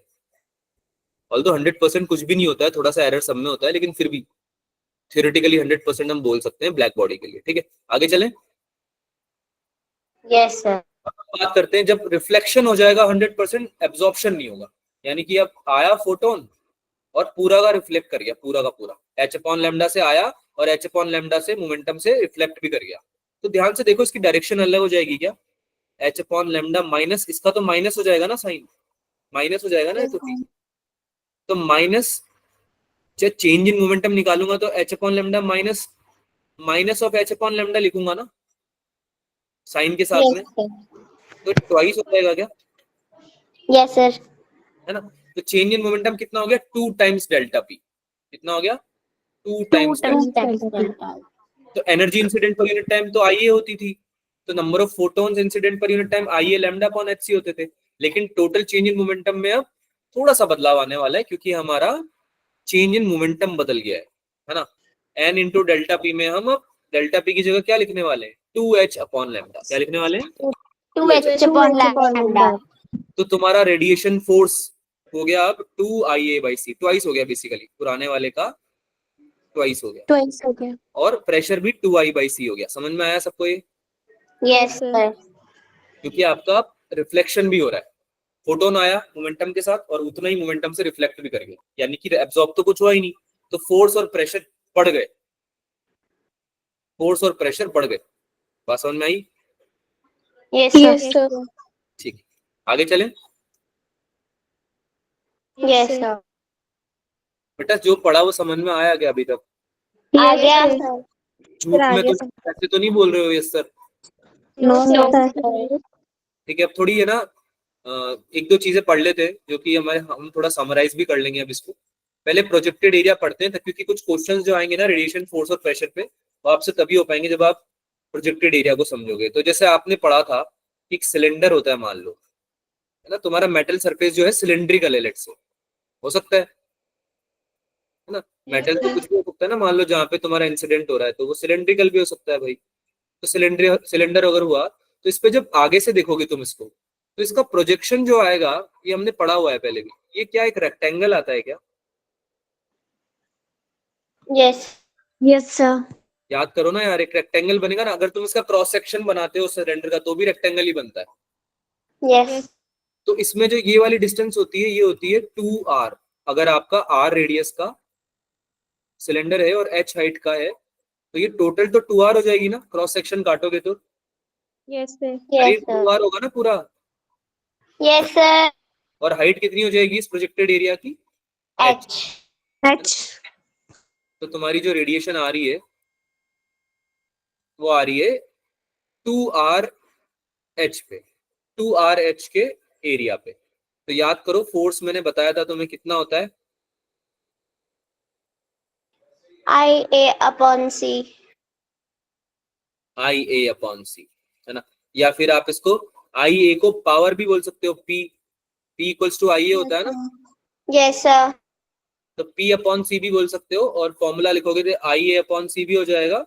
और जब एरिया की वैल्यू रखोगे ये वाली, तो ये हो जाएगा I इंटू 2RH/C। ये आ जाएगा आपका सिलेंडर के लिए फोर्स। समझ में आया सबको? Yes, Yes, sir. sir. अच्छा, ये तब है जब हमने ब्लैक बॉडी अज्यूम किया है। ध्यान से देखो, क्या मैंने इसमें केवल एब्जॉर्प्शन अज्यूम किया है क्या? Yes, sir. अगर मैं एब्जॉर्प्शन की जगह रिफ्लेक्शन अज्यूम करता तो ये तो 2IA/C हो जाता ना, 2I हो जाता। Yes, sir. Yes, sir. एक और बात कर लेते हैं स्फेयर के लिए। अगर स्फेयर की मैं बात करूं r रेडियस के, तो इसका जो प्रोजेक्टेड एरिया आता है बच्चों, क्या वो सर्कल आता है क्या? Yes, sir. ये भी आपने पढ़ा हुआ है, सर्कुलर होता है इसका प्रोजेक्टेड एरिया। नहीं, होता है। सर्कल का एरिया क्या होता है? πr²। Yes, sir. Yes, sir. ठीक है, इस केस में f क्या हो जाएगा? P/C या फिर I into πr² divided by C. Again this is for black body.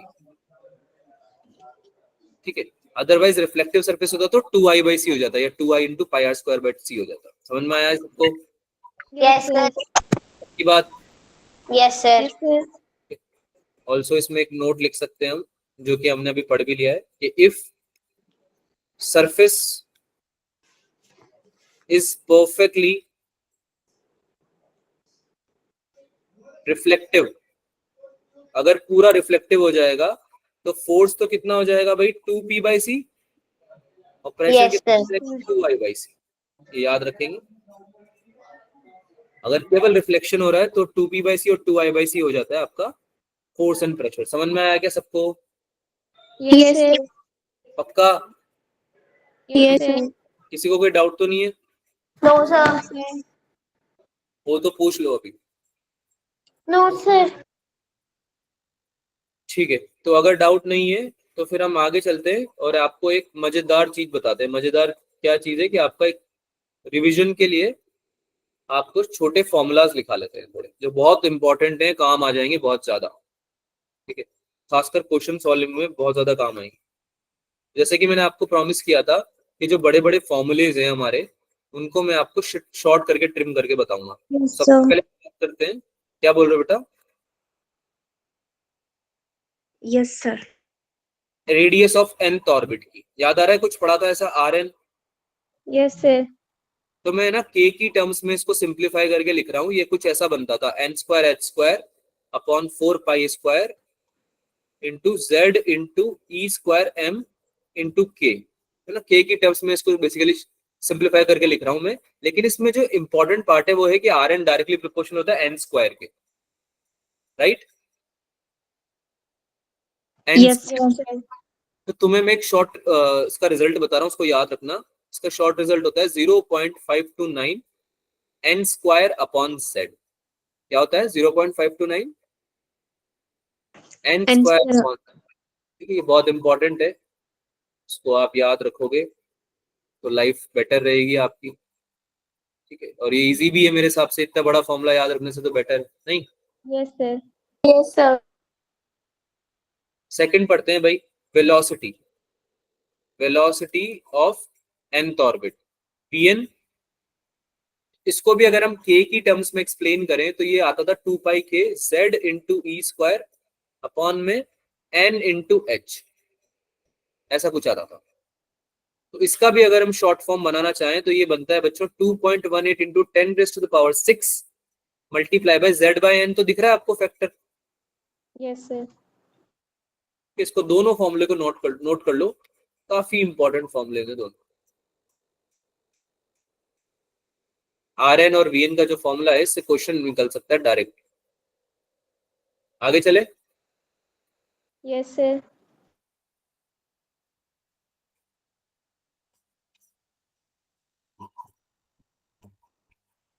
तीसरा पॉइंट, ओमेगा एन पता है v n upon r n. Rn. जो काम की बात है ओमेगा एन के साथ वो हम पढ़ चुके हैं, क्या होती है? डायरेक्टली प्रोपोर्शनल होता है Z square upon n cube. n cube। Radian पर सेकंड इसकी यूनिट होती है। ठीक है, तो ये आपको याद रखना है। अच्छा, आपने अगर ओमेगा याद रख लिया तो टाइम पीरियड याद रखने में थोड़ी ना आपको दिक्कत होने वाली है। होगी क्या? No, sir.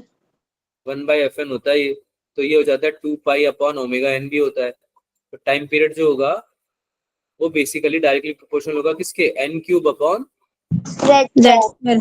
जेड स्क्वायर, है ना? सेकंड में लिखते हैं। समझ में आया? yes sir। ये पढ़ा हुआ है, समरी बता रहा हूँ।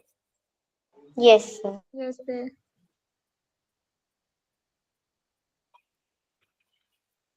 ठीक है, अगला पॉइंट। अब सबसे इंपॉर्टेंट तो चीज रह गई है, गेस करो कौन सी? Rydberg formula। Energy. Yes, sir. Sir. En कितना होता है भाई? UN प्लस KN होता है क्या? अरे UN प्लस UN क्या लिख रहा हूं मैं? UN प्लस KN नहीं, sorry, UN plus K। U plus K मतलब बेसिकली काइनेटिक एनर्जी nth की nth एनर्जी लेवल की plus potential energy, Yes, sir. है ना? यही तो होती है। तो उसका फॉर्मूला हम शॉर्ट करके लिखे अगर तो ये कहीं ना कहीं ऐसा कुछ आता था, KZ square upon 2 into r n, है ना? इनवर्सली प्रोपोर्शनल होती थी एनर्जी आर एन के, याद आ रहा है? Yes, sir. इसका फॉर्मूला तुम्हें ऑलरेडी पता है, जो शॉर्ट फॉर्मूला होता है ये तुम्हें ऑलरेडी पता है, -13.6 upon z square into n square electron volt. पता है क्या? Yes, sir. Sir. अरे ये वाला तो पता है ना बच्चों? Yes, sir. ठीक है, yes sir। ये सब फॉर्मूले आपको याद रखने हैं। अब आप लाइफ में आ गए हो तो, है ना, कर लोगे याद? Yes, sir. Sir. पक्की बात? ठीक Yes, है, sir. एक छोटा सा आपको मैं वो लिखा रहा हूँ फॉर्मूला। बहुत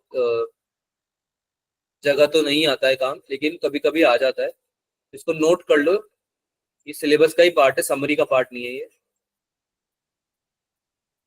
काफी इसको हाईलाइट कर देते हैं। ये है formula number of spectral lines निकालने का।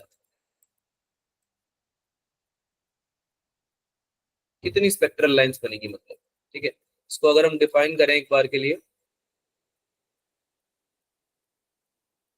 तो क्या हो जाएगा? पॉसिबल नंबर ऑफ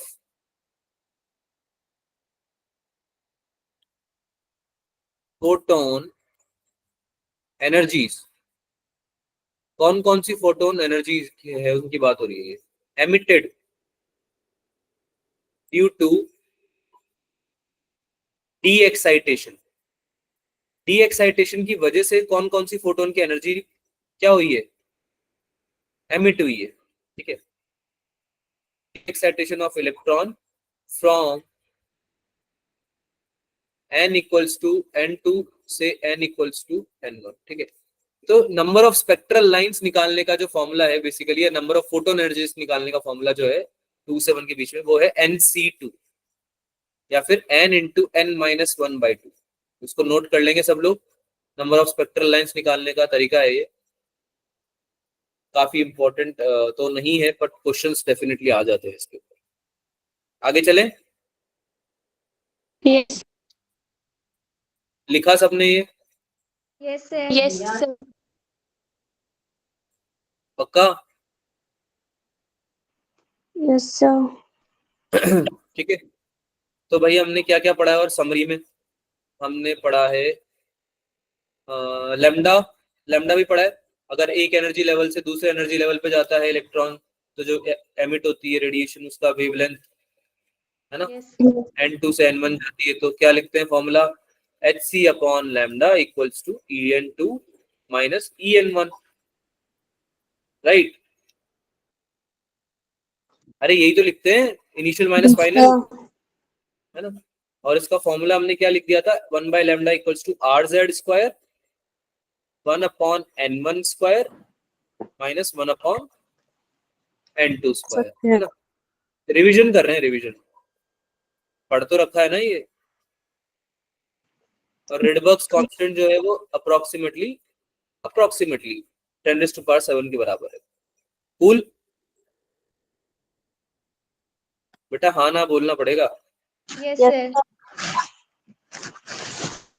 एक एक्स्ट्रा पॉइंट है जो हम डिस्कस कर चुके हैं कि जब आपको वेवलेंथ निकालनी है तो आप ऐसे भी निकाल सकते हो, 12430 अपॉन में डेल्टा ई, एनर्जी में जो चेंज आया है, इसको आपको इलेक्ट्रॉन वोल्ट में लेना है बस, और ये पूरा आ जाएगा एंगस्ट्रॉम। क्या ये बात समझ में आई सबको? Yes, sir.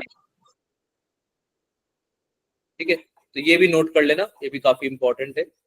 अगर आपको नैनोमीटर में निकालना हो तो ये 1243 अपॉन डेल्टा ई आप लिख सकते हो, ये आपका आ जाएगा नैनोमीटर। एनर्जी आपको अभी भी इलेक्ट्रॉन वोल्ट में लिखनी है। कुछ कन्वर्जन से बचा, कुछ कन्वर्जन से ये जो आप याद रखोगे तो अच्छा होगा। समझ में आ रहा है सबको? Yes, sir. कोई डाउट है क्या अभी तक जो पढ़ा है उसमें? No sir. Okay. पक्की बात? Yes sir. Yes, sir.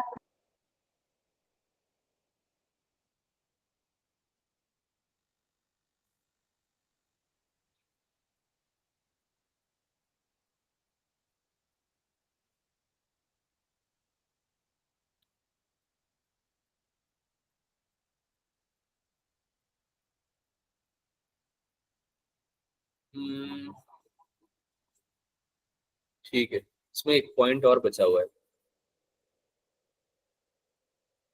यहाँ पे लिख दूं क्या बच्चों? ये क्वेश्चंस आप घर पे कर लेना है, तो एक पॉइंट और बचा हुआ। एक काम करो, मैं ना एक्स्ट्रा ऐड ही कर देता हूँ, एक सेकंड रुकना, क्लास लीव मत करना कोई। बात समझ में आ रही है? Yes, sir. क्लास लीव नहीं करना है, अभी खत्म नहीं हुई है।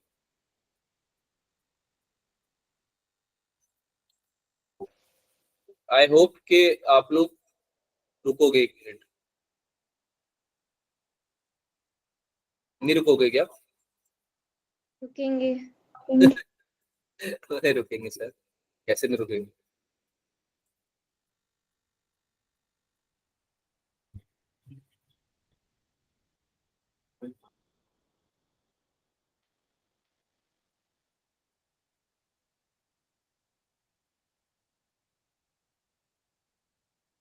ठीक है।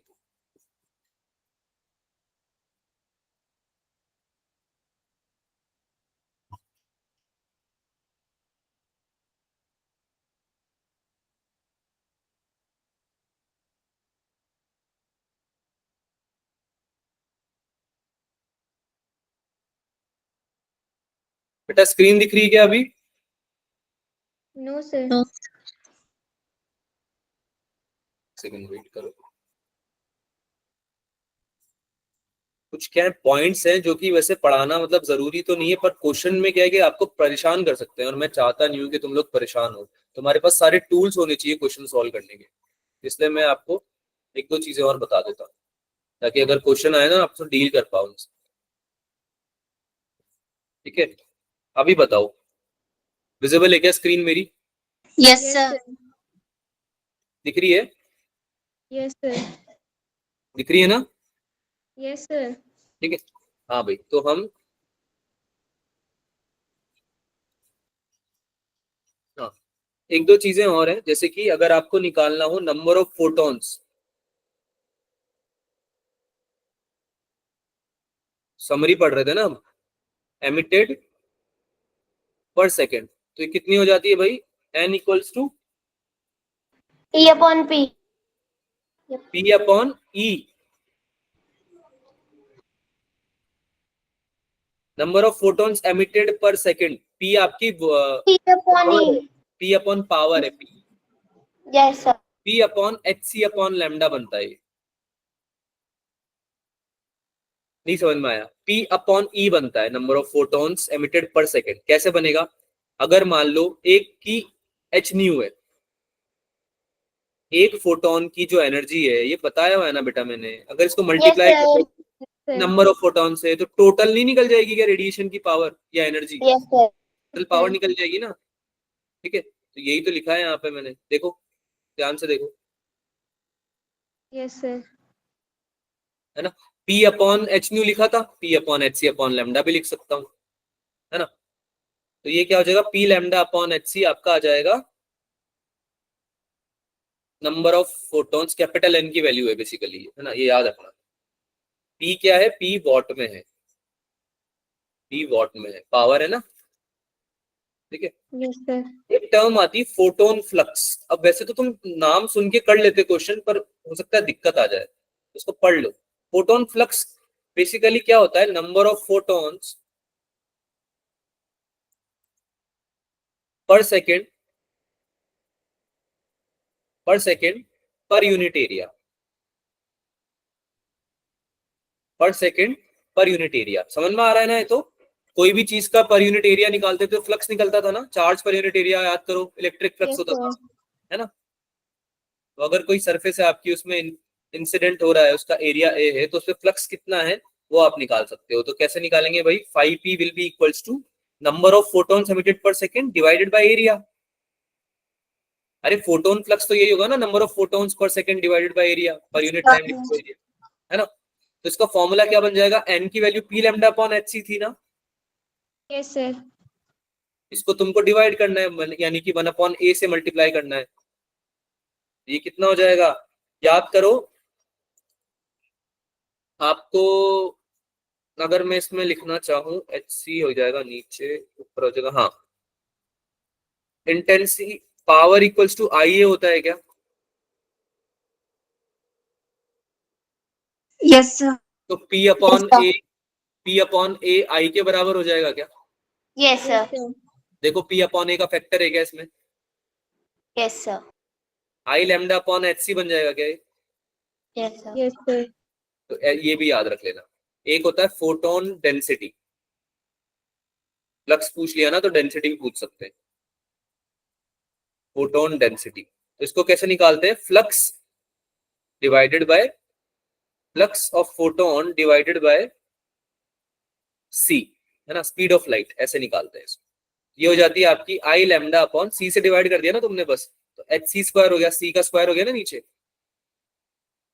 ठीक है, तो बेसिकली आपको क्या करना है कि I की जगह अपनी वैल्यूज रखनी है इन फॉर्मूलाज में, और आपका सारा निकल जाएगा। बात समझ में आ रही है बेटा? आवाज आ रही है मेरी? Yes sir. Yes, हाँ, sir. ठीक है, बस I की जगह वैल्यू रख देना। जैसे कि अगर कोई पॉइंट सोर्स होता है, उससे रेडिएशन आ रही है किसी सरफेस पे, सबको याद है ना, पॉइंट सोर्स से स्फेरिकल वेव फ्रंट्स Yes बनते हैं। sir. Yes, sir. तो इस केस में इंटेंसिटी अगर देगा नहीं वो, तो तुम खुद से निकाल लोगे ना। इंटेंसिटी हो जाएगी power divided by area. Area कितना ले लोगे? 4πr², Yes sir. है ना, r डिस्टेंस पे अगर है तो ये। ठीक है, पॉइंट सोर्स के लिए तो ऐसे निकाल लेना सॉल्व करके। कोई डाउट बच्चों? No sir. No, sir. तो आपको 2 क्वेश्चन में होमवर्क में दे रहा हूँ, इनको सॉल्व करना। अगर डाउट आता है तो मुझे डेफिनेटली आप पूछना, और इनको कुछ इन क्वेश्चंस को एटलीस्ट सॉल्व करके जाना। ठीक है, तो इतना ही रखते हैं, काफी सारा थ्योरी पार्ट हो गया है आज, सिंस आपका सिलेबस कंप्लीट होना था। तो मॉडर्न खत्म हो चुका है, अगली क्लास में हम न्यूक्लियर स्टार्ट कर देंगे बच्चों, न्यूक्लियर फिजिक्स। ठीक है, आपको होमवर्क में क्या करना है? होमवर्क में आपको पूरा मॉडर्न कंप्लीट करना है, जितना भी बचा हुआ है। संडे का भी टाइम है, तो Yes, sir. PYQ और DPP पूरा करना। हाँ बेटा बोलो, कुछ पूछना था? सर ये जो आपने अभी चैप्टर कराया ना सर, इसके PYQs नहीं है। PYQ भेजे तो है मैंने। सर वही है, बस एक ही PDF है ना। हाँ वही है ये, और क्या, जितने क्वेश्चंस आएंगे उतने तो भेजूंगा। सर वो पूरी मॉडर्न फिजिक्स का है PDF। हाँ जी, ओके सर, ठीक। हाँ जी, ठीक है। स्पेक्ट्रम से क्वेश्चन आ जाते हैं, कहीं से भी आ जाते हैं क्वेश्चन, तुम उसकी टेंशन मत लो। तुम्हें जो बोला है वो करो ना यार, थोड़ा तो ट्रस्ट करो टीचर पे, नहीं करोगे? हाँ, मेरे को लगा और क्वेश्चंस है, वो वाली आधी हो गई है ना। हाँ, पूरी करो उसको, ओके सर। ठीक है। हाँ भाई, कोई शक? No, sir. अरे कर लोगे ना, लाइफ में आए हो तो। Yes sir. Yes, sir. ठीक है भाई, सर, अच्छे से पेपर देना। हाँ बोलो। सर वो मैंने मतलब बोला था कि जैसे हमने सर डॉक्टर बनना है, तो सर अभी तो रोबोट्स को इंस्टॉल कर रहे हैं ना हॉस्पिटल्स में, तो हमारी क्या जरूरत पड़ेगी आगे? बेटा उन रोबोट को तुम ही चलाओगे। तो वो तो ऑटोमेटिक हो जाएंगे ना आगे। कंप्यूटर वाले मैम पढ़ा रहे थे चैप्टर, तो वो कह रहे थे कि आगे जाके वो रोबोट से सारा काम करेंगे, हमारी कोई जरूरत नहीं होगी। तो सर फिर हम क्या करें? बेटा अभी सर तुम्हें मैंने लग तो रहा है कोई सुना है। रोबोट कर रहा है? अभी कोई रोबोट ऑपरेशन कर रहा है किसी का? सर No, अभी sir. हमारे यहाँ पे एक हॉस्पिटल में जनरेट हुआ है, तो वो आधा काम वो करता है, आधा आधा काम साथ में डॉक्टर करता है। बेटा अभी इतना कम मार्केट है इसका, कि जब तक बनेगा ना ये, तब तक तुम लोग कमा के पैसे और अपना काम करके जॉब करके अपनी और अपने बच्चों को खिला रहे होंगे, ठीक है। तो अपने बच्चों को बोलना ये कि बेटा एक काम करो, रोबोट बन जाओ। ठीक है, या फिर कुछ और कर लो, ठीक है, पर डॉक्टर मत बन। पर तुम्हें बनना चाहिए, क्योंकि अभी दूर दूर तक ऐसा कुछ नहीं होने वाला। और तुमसे ओके पहले अगर ऐसा आएगा तो कोई टीचर तुम्हें पढ़ा रहा होगा रोबोट बन के, ठीक है। Okay sir. तो तुमसे पहले मुझे चिंता करनी चाहिए उसकी, तो तुम टेंशन मत लो, अभी तुम्हारा फ्यूचर सिक्योर है, ठीक है। Okay sir. मेडिसिन की जरूरत हर इंसान को पड़ने वाली है, आज भी, कल भी, परसों भी। आने वाले टाइम में तो हम वैसे भी ज्यादा बीमार रहने वाले हैं, जैसी हमारी लाइफस्टाइल है, राइट? Yes sir. ठीक है। तो don't doubt on your path और एम और टारगेट, है ना। उसको अचीव करना ही है किसी भी तरीके से। और knowledge is the optimum thing. Knowledge कभी भी वेस्ट नहीं जाती। तुम्हें अगर आगे जाके पैसे भी कमाने हैं ना, तुम ये चिंता कर रहे हो कि भाई प्रोफेशन कैसे बनाएंगे या पैसे कैसे कमाएंगे, ट्रस्ट मी, जो नॉलेज आप गेन कर रहे हो that is more than enough, जिससे कि आप अच्छी लाइफ स्टाइल अपनी बना लोगे, अपनी फैमिली की भी और आप खुद की भी, ठीक है। तो इतना यस टेंशन सर। नहीं, ठीक है। चलो भाई, मिलते हैं। अगला टेस्ट, कल का टेस्ट दो अच्छे से फिलहाल तो। Cool. Yes sir. Okay, tata, bye bye, good night.